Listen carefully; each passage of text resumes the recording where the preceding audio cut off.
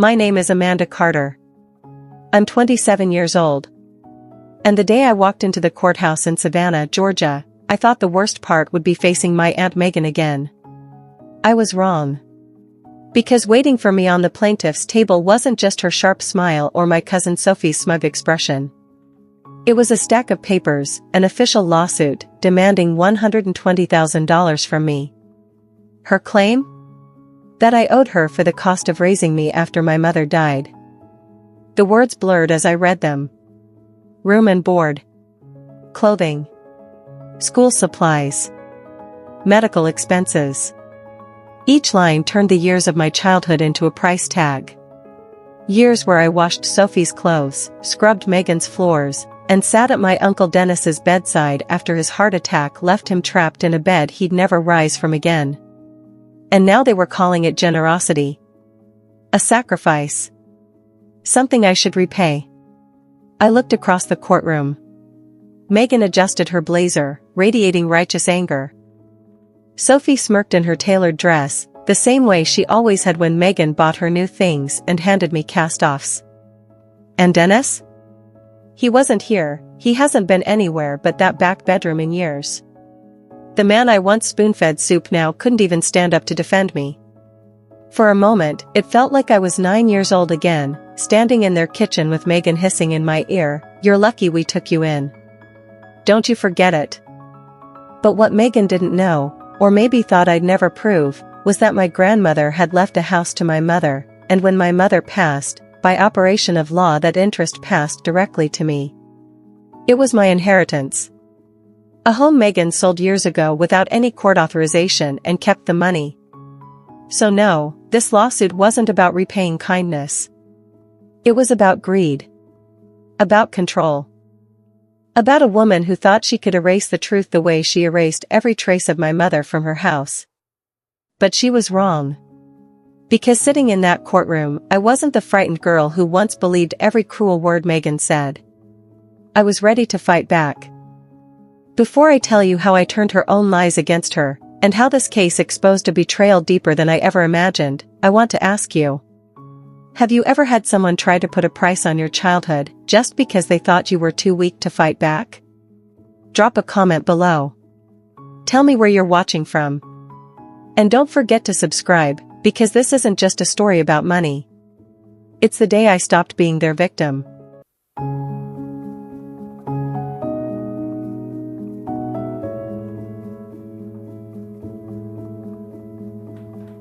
I was 9 years old when my world collapsed. One afternoon I came home from school to find a neighbor waiting at the gate, her face pale. Inside, the ambulance lights painted our apartment walls in red and blue. My mother, my everything, was gone. A sudden stroke. One moment she was folding laundry, the next she was being carried out on a stretcher. I don't remember the funeral. Just black clothes, strange arms around me, and whispers about who would take me. My father had died years earlier. And so, by the end of that same week, a social worker loaded my suitcase into the back of a beige SUV and drove me 3 hours south to Savannah. To the house of my mother's brother, Dennis, and his wife Megan. The first thing I noticed when we pulled into their neighborhood was the difference. Wide streets, manicured lawns, pastel houses lined with shutters and trimmed hedges. It felt like something out of a magazine. My mother and I had lived in a 2-bedroom apartment above a bakery. This felt like stepping into another universe. Megan opened the door before the car even stopped. Her smile was wide, but it didn't reach her eyes. Behind her stood Sophie, my cousin, my age, her hair in perfect curls, a shiny tablet in her hands. She gave me a quick glance, then went back to her screen. "This will be your room," Megan said after the social worker left. She led me to the end of the hall, away from the other bedrooms. The door creaked open to a narrow space with white walls and mismatched furniture that smelled of mothballs. A twin bed, a chipped dresser, no decorations. I put my suitcase down and tried to imagine it as mine. Megan's voice cut through the silence. "We'll add some color later. For now, unpack. And remember, everyone contributes in this house." That night we had a welcome dinner. chicken, mashed potatoes, green beans. I tried to eat quickly, nerves tightening my stomach. Sophie laughed at something on her phone. Uncle Dennis asked about school, his tone polite but distracted, as if he were already somewhere else. Megan talked the most, about rules, schedules, expectations. "You'll have chores," she said. "We run a tight ship." At 9, I thought chores meant making my bed or rinsing dishes. I didn't know it meant scrubbing bathroom tiles, vacuuming every Saturday, folding Sophie's laundry because she has dance practice. The differences started immediately. Sophie had ballet classes, new clothes, sleepovers. I had hand-me-downs and curfews. At school she wore glittering sneakers while mine were 2 sizes too big from the thrift shop. When I asked Megan if I could join the library club, she shook her head. "We can't afford extras. Be grateful you even have a roof." But I knew there was money. I overheard Megan and Dennis whispering at night about the survivor benefits the government sent every month for Amanda's care. I saw the envelopes. I saw the deposits. Still, when I needed new notebooks, Megan handed me dollar store pads while Sophie carried designer binders. Dennis rarely contradicted her. He was quiet, reserved, often buried in paperwork from his job at the port. Sometimes he'd slip me a smile, sometimes even a few dollars for ice cream. But he never stopped Megan's comments. Never stopped her from reminding me, over and over, that I was a financial burden. The house had 2 sides. Sophie's side, pink curtains, trophies lined up on shelves, birthday parties with balloons and catered cakes. And my side, the spare room, the smell of bleach from my endless cleaning, the constant sense that I was unwanted. At 11, I discovered the truth of favoritism in one brutal moment. Sophie's birthday. She unwrapped a brand new bicycle with a bow on it. Shiny, purple, glitter handles. Everyone cheered. A week later, on my birthday, Megan handed me a clearance sweater 2 sizes too small. "We couldn't go big this year," she said. "Money's tight. Money's tight." I heard that phrase every time I outgrew shoes, every time a school trip came up, every time I asked about braces. Money's tight, unless it was Sophie's dance recitals, Sophie's camps, Sophie's clothes. Then, somehow, there was always enough. By 13, I'd stopped asking. I poured myself into school instead. I read books in the library during lunch, volunteered to help teachers grade papers, joined study groups just to avoid going home early. At night, I would lie in bed clutching the one thing I'd kept from my mother, a folded letter I found in her old purse. "Life will throw storms your way," she had written. "But you have the strength to weather them all." That letter kept me alive. The storm hit harder when Dennis had his heart attack. I was 15. One night he collapsed in the kitchen, and after the hospital he never walked again. The strong uncle I remembered was gone, replaced by a man confined to a bed in the downstairs room. Nurses came in the beginning, but soon most of the care fell on me. I became his shadow. I measured his medicine, spoon-fed him soup, changed his sheets when Megan said she couldn't handle the mess. She would stand in the doorway, arms crossed, saying, "Amanda, make sure he doesn't get bedsores. Amanda, he's your responsibility." Sophie never helped. She said the smell of antiseptic made her nauseous. I did it without complaint, because I loved him. But the truth was bitter. The same woman who had turned me into a live-in nurse for free, who made me cook, clean, and care for her bedridden husband while her own daughter never lifted a finger, was now standing in court demanding $120,000 for what she called my expenses. By then, I was working part-time at a bakery after school. Megan took half my paycheck, calling it room and board. I watched Sophie post photos online of her new outfits, her manicures, her vacations, while I counted tips to afford notebooks.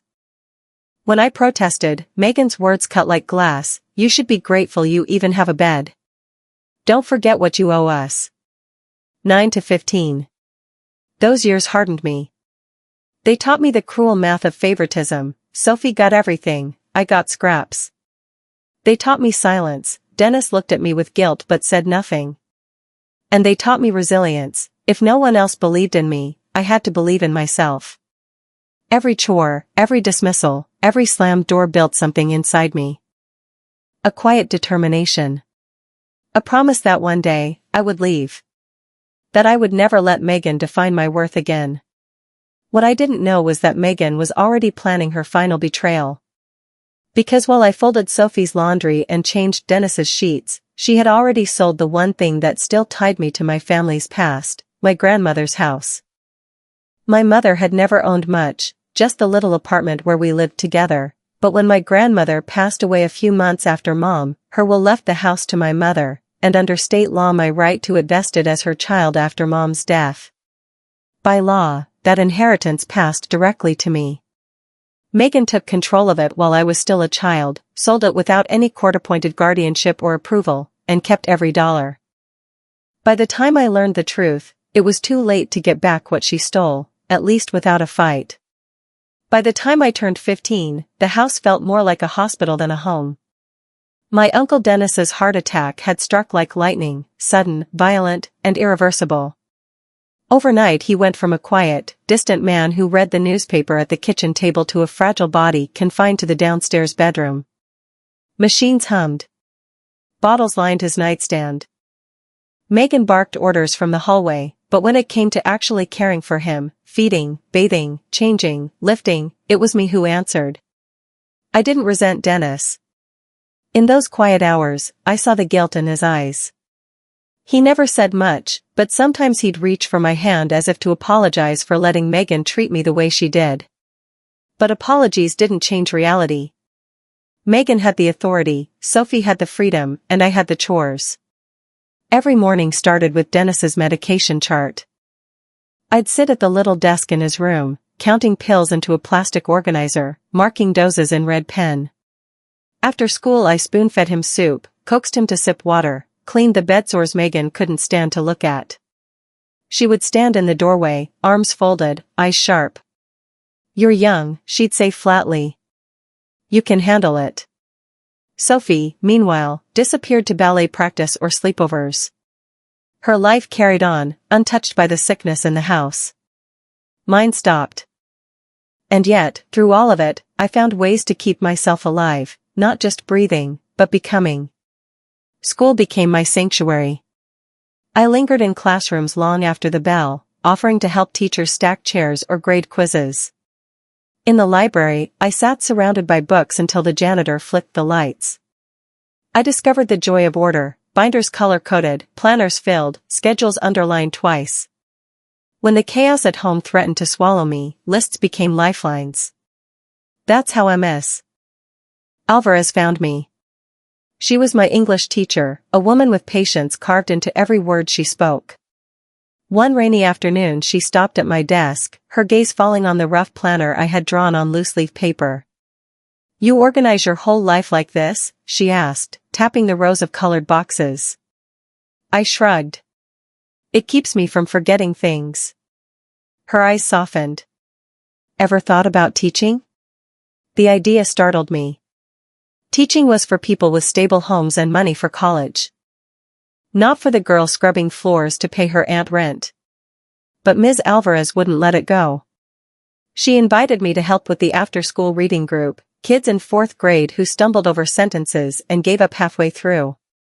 At first I showed up just to avoid Megan's house a little longer.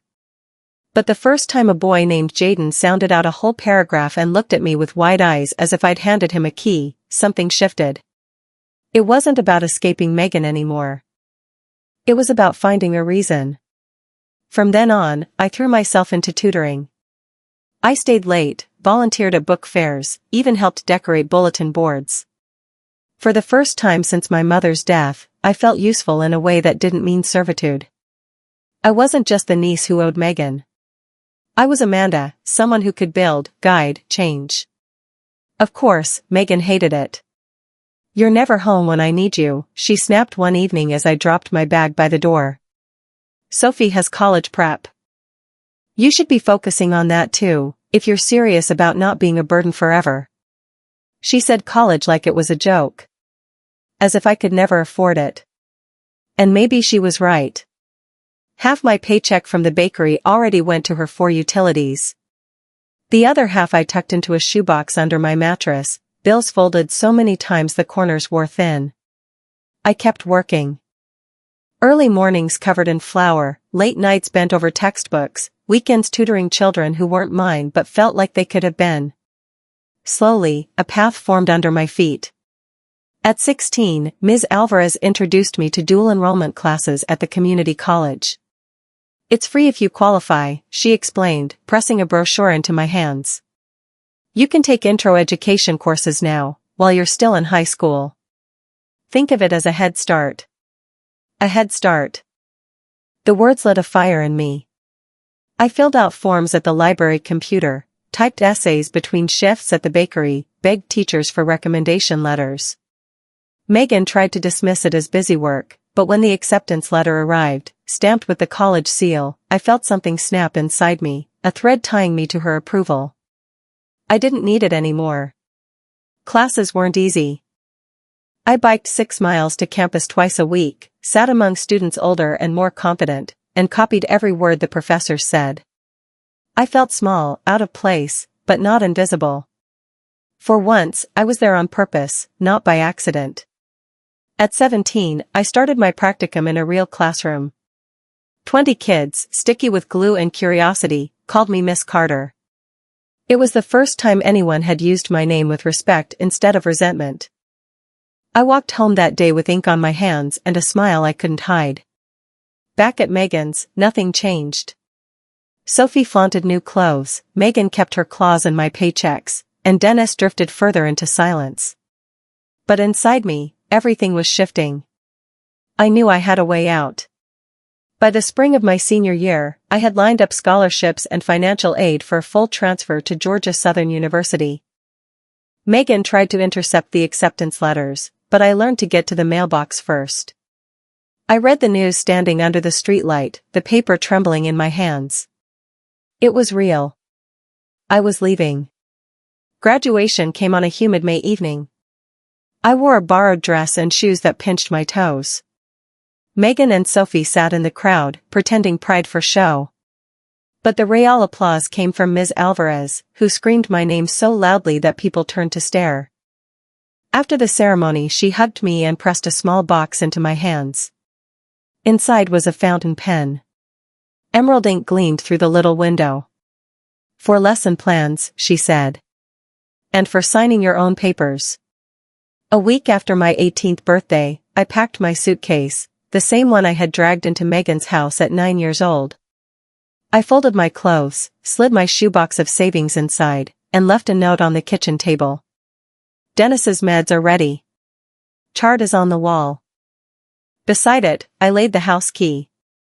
I didn't slam the door. I didn't shout. I just walked away.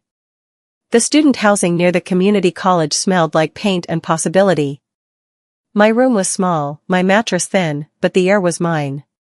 On the first night, I taped my mother's letter to the inside of the closet. Her handwriting reminded me of storms, but also of strength. From there, the years blurred.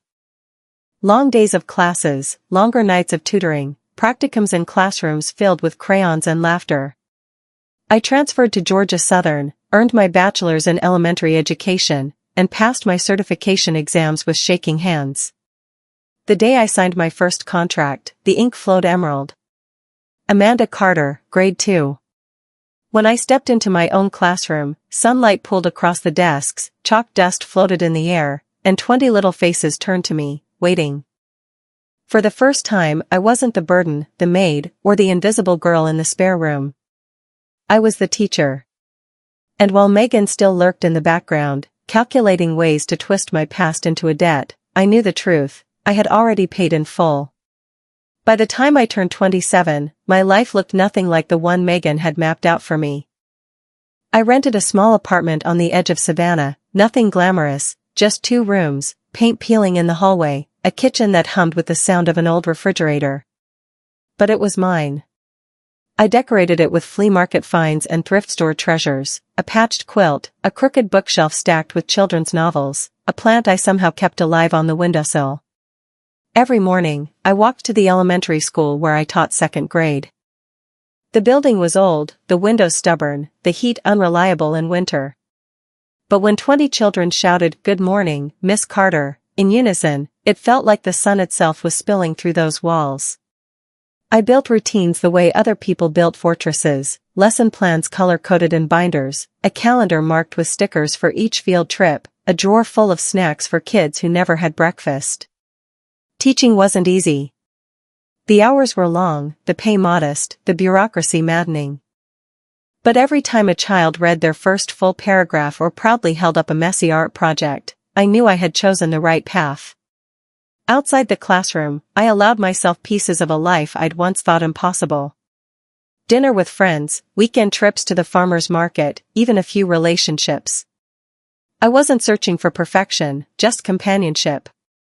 Some men understood my quiet drive, others drifted away when they realized teaching didn't come with big salaries or spare time. That was fine. I had built my life from scratch, I could carry it alone if I had to. Still, I kept a small tether to the past.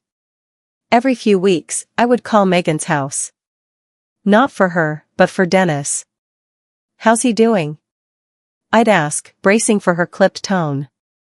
"Stable," she would say, or sometimes, about the same. Always short, always dismissive. Then she'd hang up, as if even hearing my voice was an inconvenience. But one afternoon, the script changed. It was a late Friday in March. My students had just left, and I was erasing math problems from the board when my phone buzzed. Megan's number. I almost let it go to voicemail. But guilt won, as it always did. I answered. Her voice came sharp, urgent. "Amanda. We need to talk." Something in her tone made my stomach clench. "Is it Uncle Dennis?" "He's declining," she said quickly, then added, "but that's not the point. I've lost my job. The bills are piling up. The insurance barely covers his medications. Sophie can't contribute right now, she's between things." I closed my eyes. Sophie had been between things since we were children. Megan's breath crackled through the line. "You're a teacher. You've got a steady income. It's time you helped." A bitter laugh slipped out before I could stop it. "A steady income? Megan, I barely make enough to cover my rent and groceries. Teachers don't exactly swim in money." "You owe us," she snapped. "Dennis and I took you in when no one else would. We fed you, clothed you. You made me your maid," I cut in. My voice shook, but I didn't stop. "You took my paychecks, you sold what my mother left me, you." "Careful," she hissed, her voice dropping low and cold. "Don't accuse me of things you can't prove." The silence stretched. For a moment, I heard Dennis coughing faintly in the background. My chest tightened. "I loved him," I said quietly. "That's why I stayed as long as I did. But I can't save you now, Megan. I have nothing left to give." Her tone shifted, sharpness replaced by something darker, heavier. "Then I'll get what's mine another way." "What's that supposed to mean?" "You'll find out," she said. And the line went dead. I stood frozen in my empty classroom, marker still in my hand, the board half erased. Outside, children's laughter echoed from the playground, but inside me, a familiar chill spread. It was the same one I had felt as a child in the spare room, knowing Megan was on the other side of the door, waiting to remind me of my place. Only this time, she wasn't after chores or silence. She was after blood. The weeks that followed were uneasy. I told myself Megan was bluffing, that her threats were nothing more than desperation spilling over. But each time I checked the mailbox, my heart hammered. Each time the phone rang, I flinched. I buried myself in work. Extra tutoring, weekend grading, late nights spent decorating the classroom bulletin board with paper flowers. I told my friends I was fine, but the truth was, Megan's voice replayed in my head like a broken record, "I'll get what's mine another way." Then, one Tuesday evening, I came home to find a thick envelope wedged under my apartment door. No return address, just my name typed in bold. Inside, legal documents. A formal complaint. Megan's name at the top. The claim that I owed her for the cost of raising me. The amount, staggering. My breath caught. The floor seemed to tilt beneath me. This wasn't a bluff. This was real. Megan had found her other way. And for the first time since leaving her house at 18, I realized the war I thought I'd escaped had only just begun. The lawsuit papers were still spread across my kitchen table, their words heavy as lead. Megan had officially demanded I repay her for expenses she claimed she spent raising me. But I already knew she was lying. Because 12 years ago, when I was just 15, I heard her admit to something far worse. It was late at night, the house quiet except for the soft hiss of Dennis's oxygen machine downstairs. I had been folding Sophie's laundry, skirts with neat pleats, sweaters that still smelled like department store perfume. My own clothes sat in a separate pile, second-hand and patched. As I carried the basket down the hall to her room, I slowed. The door was cracked open, and inside, Sophie and Megan were talking in low voices. I shouldn't have listened. But the moment I heard my name, I froze. Sophie was sprawled on her bed, scrolling through her phone. "So what about that money from Grandma's house?" she asked, her tone casual, like it was nothing more than gossip. My stomach dropped. Grandma's house. The little white home with the creaking porch swing where I had spent weekends with my mother before she died. I hadn't been back since her funeral. Megan's voice sharpened. "Keep your voice down. That money is what's keeping this family afloat. Between Dennis's treatments and everything you need for school, it's nearly gone already." I pressed closer to the doorframe, my heart pounding. "But wasn't the house supposed to be Amanda's?" Sophie asked. She said it the way only she could, half curious, half smug. Megan let out a short laugh, cold and dismissive. "Technically, yes. Your grandmother left it to Amanda's mother, and when she passed, it would have gone straight to Amanda. But let's be honest, what's a child going to do with a property deed? Sell it herself? Pay taxes on it? No. I handled it. I made the sale. I used the money where it was truly needed." Sophie's eyes gleamed in the glow of her phone screen. "So basically, you took her inheritance." "Don't say it like that," Megan snapped. "I protected her from making a mess of it. And besides, Dennis needed those funds. And you, well, you deserve a future. A good education costs money. That money was better off in my hands than wasted." I stood there, frozen, the laundry basket digging into my arms. My face burned, my chest tight. At 15, I didn't understand deeds or trusts or legal proof. But I understood enough. My grandmother had left something behind for me. My mother had carried that promise forward. And Megan had taken it. I backed away from the door before they could notice me, every step heavier than the last. I wanted to scream, to demand the truth. But who would listen? Dennis was too sick, Sophie was in on the secret, and Megan, well, Megan was always right in that house. My word against hers would mean nothing. So I did what I had done so many times before, I swallowed the truth. I carried it inside me, like a stone I couldn't put down. Now, 12 years later, that memory played on a loop in my mind as I stared at Megan's lawsuit.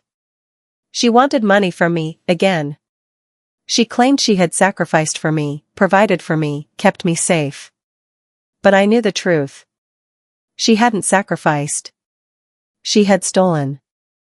That overheard conversation explained everything: why Megan always insisted she was broke despite Dennis's disability checks, why Sophie's tuition was never in doubt, why my own needs were brushed aside as too expensive. I thought back to the way Megan had said it. I handled it. I made the sale. I used the money where it was truly needed. Those words had been my secret all these years, dismissed as the paranoid memory of a grieving teenager. But now, with Megan dragging me into court, I realized something: secrets don't have to stay hidden forever. I pulled out a notebook and began writing, just as I had when I was a girl managing Dennis's medication chart. This time, the chart wasn't for pills. It was for evidence. Step 1, prove the sale. Step 2, trace where the money went. Step 3, expose the truth. I wrote each step in block letters, underlining them twice. The memory of Megan's voice gave me the fuel I needed. At 15, I had no power. At 27, I did. And if Megan wanted to stand in front of a judge, I would bring that memory with me, not just as a scar, but as a weapon. When Megan dragged me into court with her lawsuit, she thought she could corner me the way she had when I was a child, silent, powerless, dependent. But I wasn't that girl anymore. I was a teacher, an adult, someone who had built a life with my own hands. And I had proof. The weeks leading up to the trial were the hardest of my life. By day, I taught reading and math to second graders, pretending everything was normal. By night, I sat at my kitchen table surrounded by stacks of paper, property deeds, bank statements, letters, and my own handwritten notes from years ago. The most damning evidence came from the county records office. I had requested every document tied to my grandmother's house, the one Megan sold behind my back. There it was in black and white, the deed transferring ownership, Megan's signature purporting to act as guardian despite no court appointment, the sale to a development company, and the payout. Tens of thousands of dollars. Money meant for me. Money I never saw. Alongside that, I collected proof of the Social Security survivor benefits Megan had received for my care, about $70,000 over 5 years. Benefits that should have paid for clothes, braces, school supplies. Instead, I had worn second-hand sweaters and studied with broken pencils while Sophie went to private dance classes. I organized everything into a binder, each section tabbed and color-coded like my lesson plans. It was the teacher in me, but it was also armor. Facts. Dates. Evidence. The truth I had carried silently since I was 15. When the court date arrived, I dressed carefully. Navy dress, low heels, my mother's pearl earrings. Nothing flashy, just enough to remind myself that I was here not as a victim, but as a professional, someone with dignity. The courthouse smelled faintly of disinfectant and old wood. My stomach churned as I walked through security, clutching my binder like a shield. My lawyer, Mr. Wright, was waiting by the benches, calm as ever. "You ready?" he asked. "As I'll ever be." Across the hall, Megan sat with her attorney, Sophie beside her in an immaculate suit. Megan's hair was pulled back, her expression set in a mask of patient suffering. To anyone else, she looked like a saintly aunt who had sacrificed everything for her orphan niece. But I knew the truth behind that mask. When the judge called our case, my chest tightened so hard it felt like I couldn't breathe. The complaint was read aloud, Megan suing Amanda for reimbursement of $120,000 in so-called child-rearing expenses. Megan's attorney went first. He painted her as a saint. This woman opened her home to a child who had lost everything. She put food on the table, kept a roof over her niece's head, and provided for her as though she were her own. All she asks now is acknowledgement of those sacrifices. Megan dabbed at her eyes with a tissue. Sophie leaned close, squeezing her hand. To the court, it might have looked convincing. To me, it was theater. Then it was our turn. My lawyer rose slowly, glasses in hand. "Your Honor," he said, "this case isn't about sacrifice. It's about theft. For years, my client was told she was a burden. She was forced to work as a teenager, to hand over her wages, all while funds meant for her care were diverted elsewhere. And the most significant theft of all?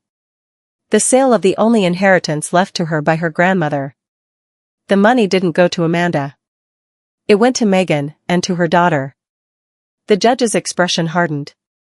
"Show me." We did. First, the Social Security records. Roughly $70,000 over 5 years, paid to Megan on my behalf. And yet, my lawyer pressed, Amanda wore second-hand clothes, was denied orthodontic care, and was required to contribute her own wages from a part-time job to cover household expenses. Does that sound like survivor benefits were used for her benefit? Megan's face flushed.